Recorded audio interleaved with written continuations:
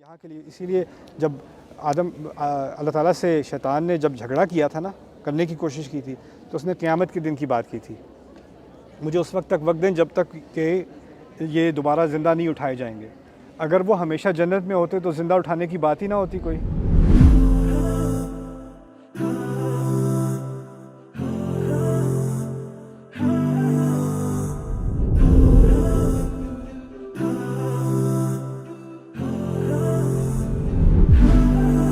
بیٹا وہ میں نے ایک پوچھا تھا کوشچن، یہ دیکھیں جیسے کہ حضرت آدم علیہ السلام جنت میں تھے، تب اللہ تعالیٰ نے وارن کیا تھا یہ اس درخت کا پھل نہیں کھانا، اور تب شیطان جنت میں پہنچ گیا اور انہیں بگایا، بولا یہ پھل کھا لے، اللہ تعالیٰ نے مجھے بھیجا، تو اللہ تعالیٰ نے روکا کیوں نہیں؟ شیطان کو روکا کیوں نہیں؟ بیٹا جواب تو اس کا لمبا ہے، لیکن میں چھوٹا جواب دیتا ہوں، تو میں کوشش کرتا ہوں۔ انگلش سمجھ لیتے ہو کہ نہیں؟ سمجھ لیتے ہو؟ میں نے اس پہ پوری ایک سٹوری نائٹ کی ہوئی ہے، اس کا نام ہے وسپرز، وہ ضرور دیکھ لینا ہے، لیکن میں تھوڑا سا تمہیں بتاتا ہوں۔ اللہ تعالیٰ نے آدم علیہ السلام کو جنت میں ڈالنے سے پہلے بتا دیا تھا کہ یہ تمہارا دشمن ہے، اس سے بچ کے رہنا، اب جاؤ جنت میں۔ اور یہ نہیں کہا آدم علیہ السلام سے جنت میں ہمیشہ کے لیے رہنا، کہا ٹھہر جانا وہاں پہ، اسکن کا لفظ ہوتا ہے ٹھہر جاؤ، اخلد ہوتا ہے ہمیشہ کے لیے رہو، یہ نہیں کہا تھا۔ یعنی آدم علیہ السلام کو بھی پتا تھا کہ وہ زمین کے لیے بنائے گئے ہیں، ٹھیک ہے، اور انسانیت کو بھی بتایا تھا کہ ہمیں یہاں کے لیے، اسی لیے جب اللہ تعالیٰ سے شیطان نے جب جھگڑا کیا تھا نا، کرنے کی کوشش کی تھی، تو اس نے قیامت کے دن کی بات کی تھی، مجھے اس وقت تک وقت دیں جب تک کہ یہ دوبارہ زندہ نہیں اٹھائے جائیں گے۔ اگر وہ ہمیشہ جنت میں ہوتے تو زندہ اٹھانے کی بات ہی نہ ہوتی کوئی، ہے نا؟ تو سب کو پتہ تھا، ہم سب بھی وہاں پر تھے، ہماری روحیں تھیں وہاں پہ، اور آدم علیہ السلام بھی تھے، ان کو بھی علم تھا کہ ہمیں زمین پہ ڈالا جانا ہے، ان کو بھی علم تھا کہ ہمیں یہاں پر امتحان ہونا ہے، اور فی الحال آپ نے رہنا ہے جنت میں۔ اچھا، پھر جانے کیوں دیا؟ جانے اس لیے دیا کہ جنت میں کیا چیز حرام تھی؟ کتنی چیزیں حرام تھی پتہ ہے؟ نہیں یاد نہیں آ رہا۔ وہ ایک درخت، اس کا پھل، بس، اور کچھ حرام نہیں تھا۔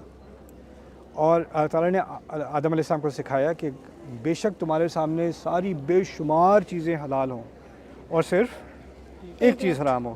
شیطان آہستہ آہستہ کر کے تمہیں ٹرک کرے گا، تمہیں دھوکہ دے گا اور تمہیں پھسلا دے گا، اور تم اس چکر میں آ جاؤ گے کہ وہ جو ایک چیز حرام تھی وہ تم لینے کی کوشش کرو گے، جبکہ تمہارے سامنے ساری جنت موجود ہے نا؟ اب یہ سیکھ لیا کہ شیطان اس طرح کرتا ہے، اب تم دنیا کی زندگی کے لیے تیار ہو، کیونکہ دنیا میں اللہ تعالیٰ نے تمہارے لیے ساری چیزیں حلال کی ہیں اور کچھ چیزیں تھوڑی سی حرام کی ہیں۔ شیطان کیا کرے گا؟ جو چیزیں حلال ہیں وہ کہے گا اس میں کیا مزہ ہے، اور جو چیزیں حرام ہیں وہ کہے گا تھوڑا سا تو کر لو، تھوڑا سا قریب چلے جاؤ، کچھ ایسے کر لو، کچھ بھی نہیں ہوگا، کوئی نہیں، اللہ معاف کرے گا۔ وہ دھوکہ دے کے تمہیں وہی کرے گا اب تمہیں اور تمہاری اولاد کو جو اس نے تمہارے ساتھ جنت میں کیا تھا۔ تو یہ اللہ تعالیٰ نے آدم علیہ السلام کو ایک ٹریننگ دی تھی کہ کیا ہونے والا ہے دنیا میں، اور کس طرح اس بات کو ہم نے یاد رکھنا ہے، ٹھیک ہے؟ اور ایک چھوٹا سوال ہے، کیا کہتے ہیں، آپ پاکستانی ہیں کہ کوئی اور آؤٹ آف؟ میں بہت ہی پاکستانی ہوں۔ اچھا، کوئی اور ہی ہے؟ کوئی اور کون؟ مجھے بیٹا یہ بتاؤ، تم سوچ کیا رہے تھے میں کیا چیز ہوں؟ نہیں، آپ کو وہ جگہ میں دیکھے، کبھی کدھر کبھی کدھر کبھی کدھر، اور اس لیے سمجھ نہیں آتا کیا پاکستانی جو ہے نا وہ کبوتر کی طرح ہیں، ہر جگہ ملتے ہیں۔